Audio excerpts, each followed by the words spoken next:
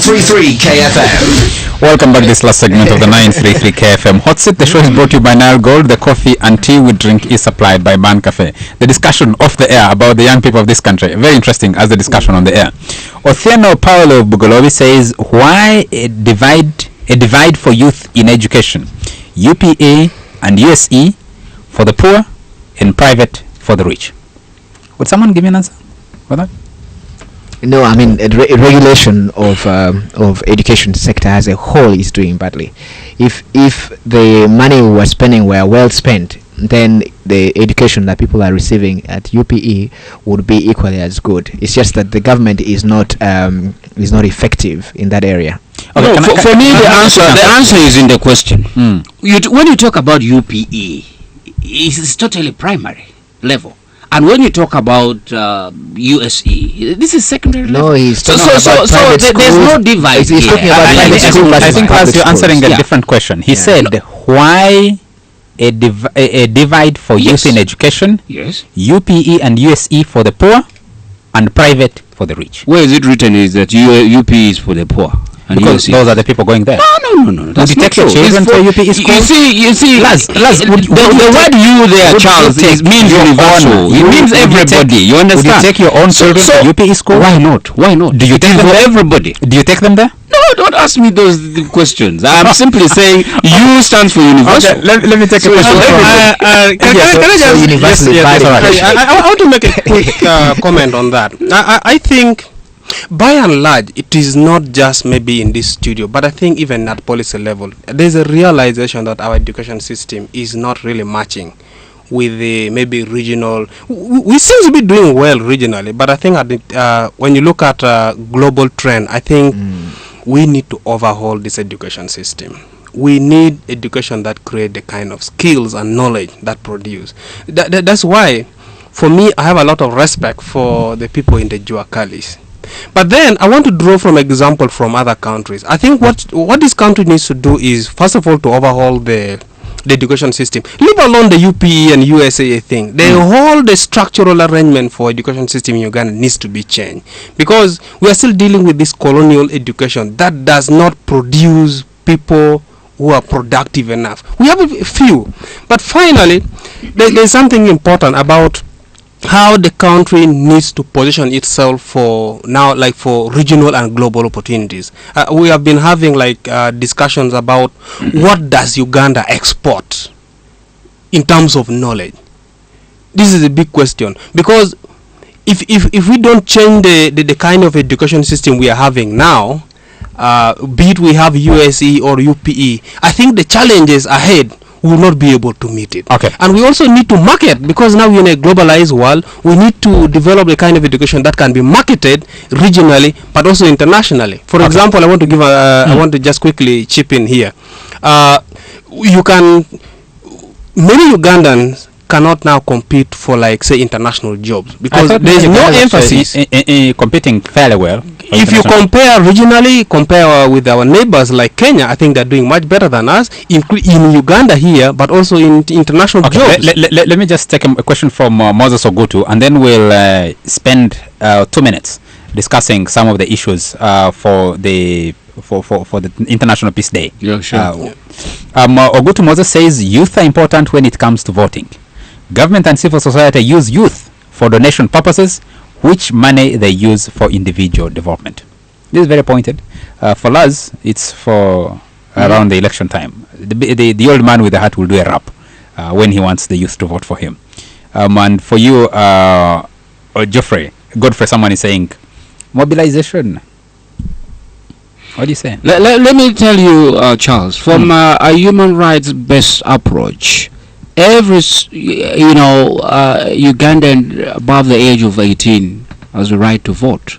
So for my friend Moses to say that we only need you to vote, it's not only youth voting. We have people who, when you go on a voting day, some very old women and men who are supported to go and vote, and we have all these people. So I think let's talk about affirmative action for young people when it is politically beneficial. It's an important point, by the way, because I have not seen in the last 10 years that the government of the day wakes up and focuses. In fact, the first time we have been in and out of that Ministry of Gender. By the way, I told you that they bought like 6 Land Cruisers the other week. That's how they spend their money. In and out, trying to iron out that the national youth policy and the infrastructure. And I'll tell you, Rach, right? Despite the various conversations, some of the most committed young people I know are dejected today. Okay. No, but let me come in. Could you hold it there for a moment, because we'll lose you it. Can give me a non-scientific answer later. Yes, we'll lose it if we don't discuss. I mean, you're talking about Land Cruisers. Yes. Do you want these people in the ministry to use border borders to work on youth issues? Let's not get distracted. Have structures. You have an international peace day on the 21st. Actually, the global, the UN Peace Day is 15th, which is today, isn't it? Should have been 15th September, which is today. That's in the New York, the UN headquarters celebration has been today. And the Ugandan one will be is still on. to take place because there are 6 hours. 6 hours. Oh, so it's taking place 15th September. And you have the Ugandan one put for 21st. Yes. Why 21st specifically? Any significant with that? Yeah, very quickly, as I mentioned before, in 1981, UN General Assembly agreed that member states, organizations, civil society organizations should really, have a special day to commemorate. And in 2001, they chose 21st September as a day to do the international celebration. And I want to tell you that in Uganda, we've been celebrating for the last almost 6 to 7 years, celebrating this day. I'll tell you, in 2009 we celebrated in Kotido. Last year we celebrated in Kampala, and this year they have chosen Gulu to Kaunda Showgrounds. Yeah, Showgrounds to be the venue for That's this. all the ministry has a budget to spend on. That's what Honorable Okotan told us. Hold it, Angela, for a moment. And you On the youth day. Angela, what's wrong with you with the government? I mean, you see, it's not confrontation. It's about consultation. No, Okay, let me specifically I always say make a youth. hold it, Angela. Our time is pretty much up. We need to be getting out of here. What is this about the peace bell ceremony?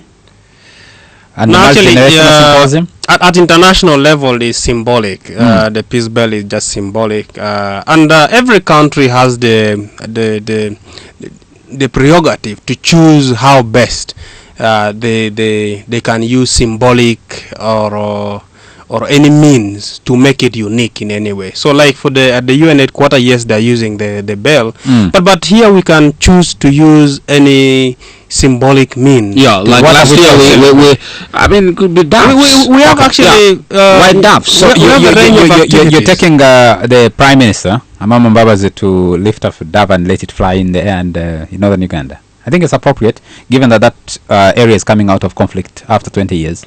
Yeah, I mean, it will really depend on the chief guest, not necessarily Honorable Mbabazi, but Prime Minister, Honorable Prime Minister. But what I'm trying to tell you is that this day is very important to all Ugandans. And really, when we talk about peace building, we are basically trying to narrate even at family level. Okay, our time is up. We need to get out of here. Just one. Okay, I just want to say one thing very, very important for this year's celebration, and the reason why it is in Gulu, which I think is valid, is the fact that in 2006, on the 26th of August, when the cessation hostilities agreement was signed in Juba, I think that was really a big turnaround for northern Uganda. And I think now we are 5 years. So I think it is timely that the celebration takes place in Gulu, is partly commemorating 5 years of peace and relative stability in northern Uganda. All right, Godfrey Otobi, National Coordinator of the Civil Society Organizations for Peace in Northern Uganda. Thank you very much for making time for the show. You're welcome. Lazarus Okiira, National Coordinator for National Platform for Peace Building and Conflict Prevention, based in the Office of the Prime Minister. Thank you very much. Do you have a short version of that title? Thank you very much to all our listeners for joining us tonight, and always, and especially those who give us feedback. And thank you very much to Nile Gold for sponsoring the show. For me and Angela, it is a good evening. KFM Hot Seat, the hottest debate on all relevant topics.